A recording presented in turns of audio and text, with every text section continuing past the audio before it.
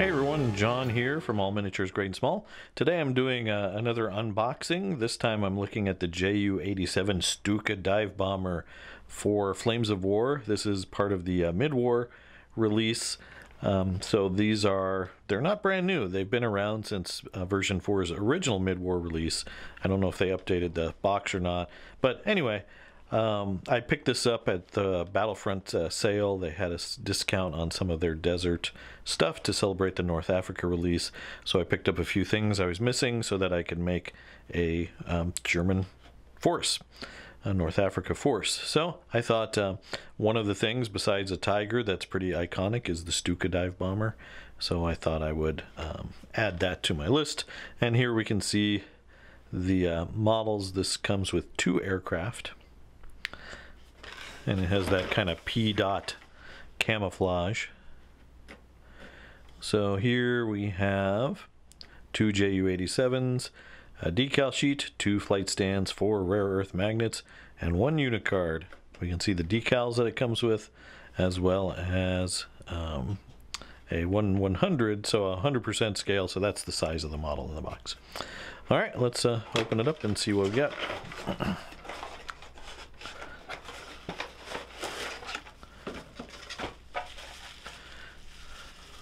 So we have some bubble wrap. I think this is just filler to keep things crashing around in the package. We have the unit card and a decal sheet for each plane. We'll take a little look at that later. We have some of the landing gear. The Stuka, besides its bent wings, is also well known for the fact that it had fixed landing gear. I forget what that's called, spatted, something like that. But here we go. These are resin. With resin, you've always got to be careful with warping and stuff like that. So let's look from the front. We do have some minor warping. This wing looks pretty good, but that wing is going to need some love and attention. Check out this one. That one's not too bad. Maybe a little bit of fix here and there. These resin is pretty easy to fix. Battlefront resin is pretty hard for resin, and you know, if you dip this in boiling water for a few seconds and then kind of work the wings back into shape, it's not usually not any problem. And that's something to kind of be expected when you cast resin that's long and thin. Not getting warps in is pretty tough. I mean, I suppose it's doable, but I don't fault Battlefront for that kind of cleanup. That's something you expect with resin, but you can kind of see, looks really good. The front has some cleanup, but overall good. So we have those 2 planes, and we've got the flight stands and bombs. Those are tiny bombs. Bombs. And then you've got, looks like a nose cone, as well as, let's see,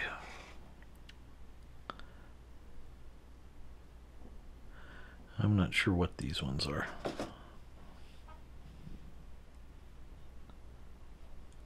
But we'll figure it out as we assemble the model. But overall, again, not too much to this model, but that's kind of to be expected.